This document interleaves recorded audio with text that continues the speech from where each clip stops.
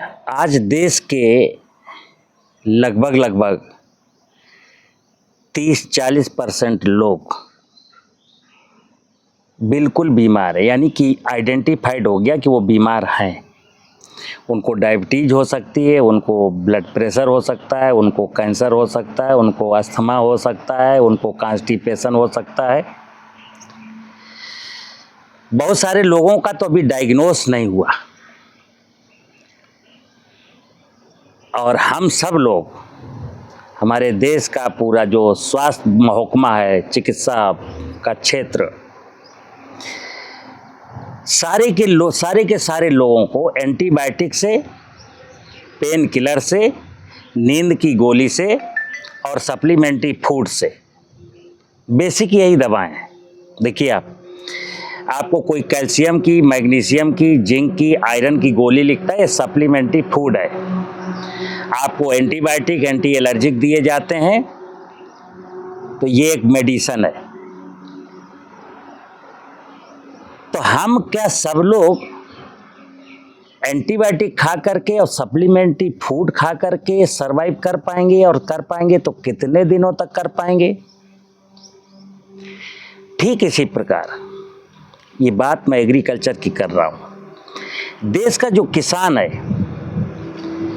अलग अलग क्षेत्र में अलग अलग प्रकार की फसल बोता है, और वो क्योंकि उसकी सॉइल में फसल को खिलाने के लिए पर्याप्त पोषण नहीं है। मूलतः जो खेत में मैंने फसल बोई है उसको खेत हमारा जमीन को भोजन उपलब्ध कराना चाहिए, लेकिन जमीन के पास उतना है नहीं, तो हम केमिकल फर्टिलाइजर के माध्यम से उस फसल को पोषण देना चाहते हैं। फिर उसके बाद हमारी फसल में बीमारी लगती है, तो उसको फंजीसाइड से ठीक करना चाहते हैं। फिर हमारी फसल में कोई इंसेक्ट लगता है, उसको मैं इंसेक्टिसाइड डाल करके ठीक करना चाहता हूँ। खरपतवार लगते, उनको वीडीसाइड डाल करके मार देना चाहता हूँ। आज की दुनिया की जो मुसीबत है, जो प्रॉब्लम है, प्रॉब्लम ये है कि हम मेंटली हैंडीकैप्ड हो चुके हैं, मूल पर नहीं जाना चाहते। आखिर कब तक? आप कल्पना करना, अभी ये केमिकल फर्टिलाइजर का और फसल सुरक्षा रसायनों का इतिहास अभी बहुत लंबा नहीं है। 50 साल पहले लगभग प्रारंभ हुआ था और अब अपने चरम पर है। 50 ईयर हुए हैं मानव सभ्यता में, 50 ईयर केवल। लाखों साल से यहाँ पर मनुष्य इस धरती पर रह रहा है। इस तरीके की कोई प्रॉब्लम नहीं थी, ना मेरी फसल को कोई ज़रूरत थी इस प्रकार के रसायनों की, ना इंसान को ज़रूरत थी। और इंसान को कभी ज़रूरत पड़ती भी थी तो वो जड़ी बूटियाँ थीं, केमिकल नहीं थे। मित्र, ये केमिकल डाल करके, केमिकल वाली खेती कब तक करेंगे और इसके दुष्परिणाम क्या होंगे? अगर आप अपनी आंखों से देख पा रहे हैं तो बीमार लोगों को देखिए, बीमार फसल को देखिए, रोते बिलखते लोगों को देखिए। कितने % महिलाएं आज गर्भवती नहीं हो पा रही हैं? कितने छोटे छोटे बच्चों को दिल में छेद है, 8 साल की उम्र से चश्मा लग गया है। जो आज हिंदुस्तान के जवान लोग हैं,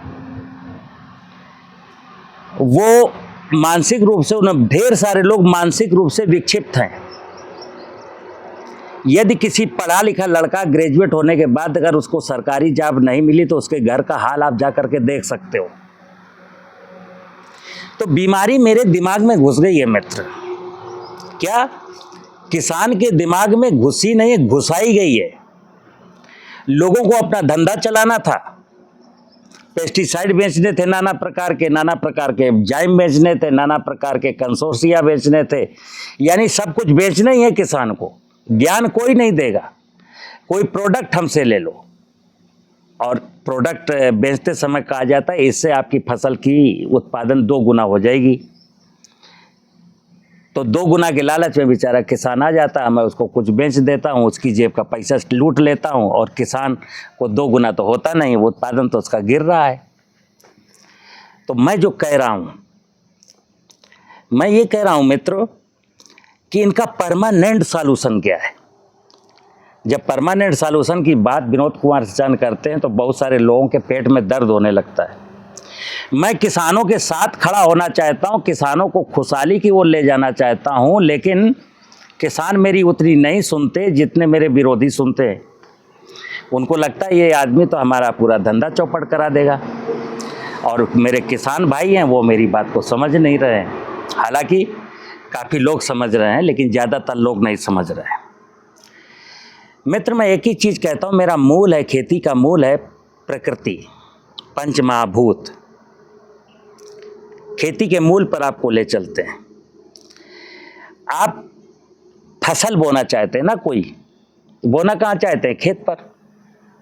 आप किस जलवायु में हैं? जब मैं किसी फसल का सिलेक्शन करता हूं कि मैं कौन सी फसल बोऊं, तो मैं ये देखूं, नंबर 1 कि ये फसल मेरी क्लाइमेट के अनुसार है कि नहीं, विपरीत क्लाइमेट की फसल तो नहीं है। तो नंबर 1, हमारी फसल जो मैं बोने जा रहा हूं मेरे क्लाइमेट के अकॉर्डिंग है, नंबर 1। नंबर 2,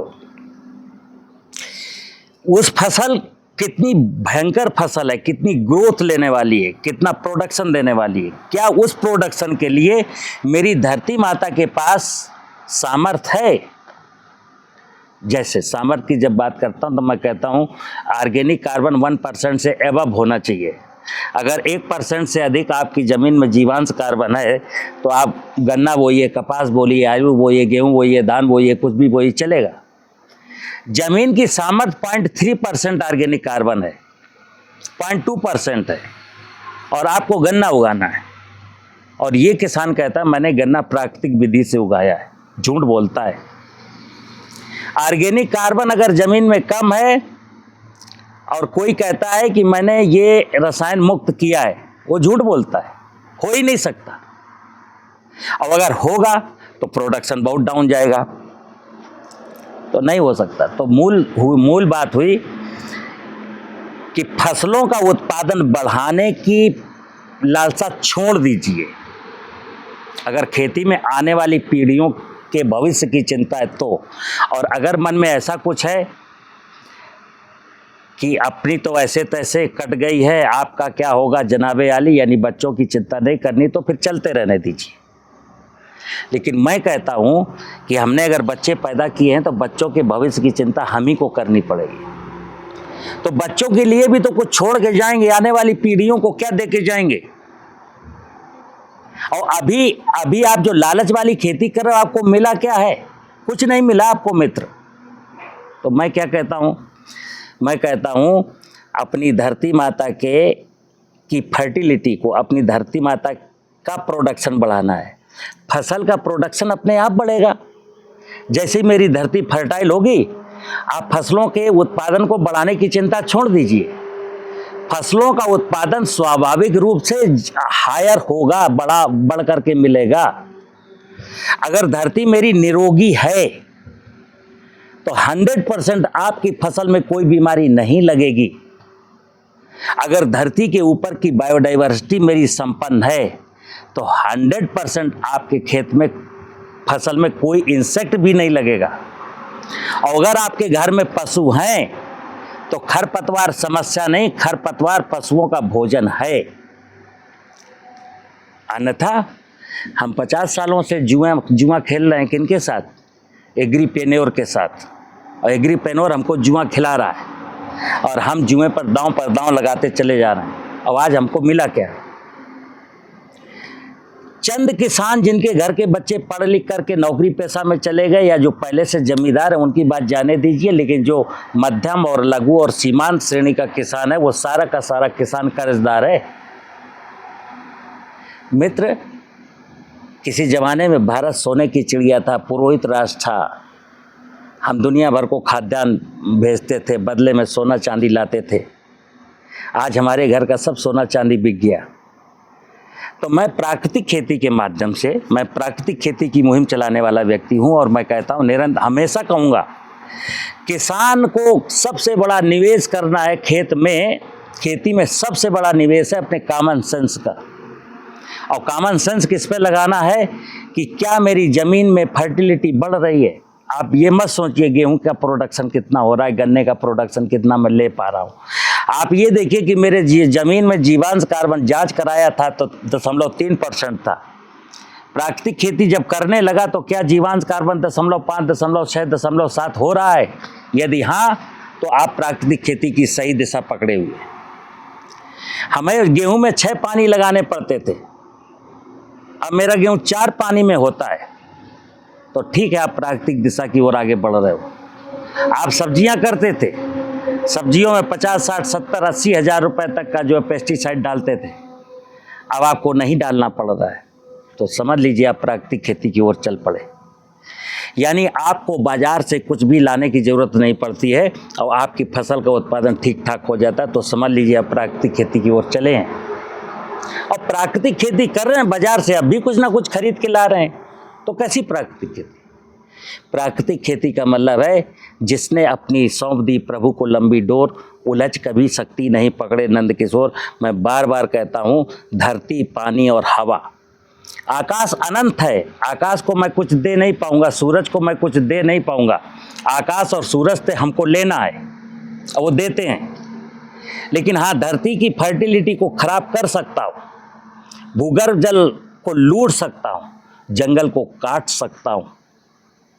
तो धरती, पानी और हवा, धरती का मतलब शिव यानी जीवांश कार्बन यानी ह्यूमस की मात्रा को कैसे बढ़ाएंगे, खेत की मेड़ों पर कैसे पेड़ लगाएंगे और पानी को कैसे बचाएंगे, वर्षा का पानी कैसे खेत में रोकेंगे और ज़मीन के नीचे का पानी कैसे कम निकालेंगे।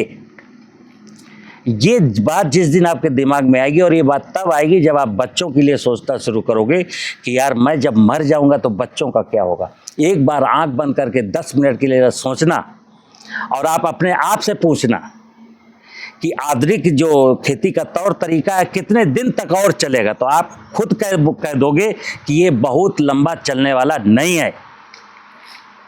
तो मुझे तो इसको निरंतर बनाए रखना है ना। निरंतर बनाए रखने के लिए क्या करना है? हमारे वेदों में यही लिखा गया, पूजा के माध्यम से, धार्मिक अनुष्ठानों के माध्यम से मुझको यही चीज़ सीखनी होती है कि मेरे आदि पिता सदाशिव का स्वरूप कैसे अच्छा रहे और आदि शक्ति दुर्गा या माँ पार्वती कैसे हमारी मुस्कुराती हुई रहे, और भगवान विष्णु यानी जल, यानी ज़मीन के नीचे जल हो, ज़मीन के ऊपर जल हो, बारिश ज़्यादा हो, ये कैसे हो। जब ये विषय सोचते हैं तब आप समझिए कि तब हम धार्मिक अनुष्ठान भी मेरा पूरा हो जाता है, भगवान की पूजा भी मेरी संपन्न हो जाती है और आने वाले बच्चों का भविष्य मेरा सुरक्षित हो जाता है। क्या करना है हमको ज़मीन में कार्बनिक पदार्थ डालना है और कार्बनिक पदार्थ डिकम्पोज हो जाए, इसके लिए जीवामृत डालना है, खेत की मेड़ बनानी है, खेत की मेड़ों पर पेड़ लगाने हैं, लालच छोड़ देना है। प्रकृति जैसे ही संपन्न होगी मैं संपन्न हो जाऊंगा। नमस्कार।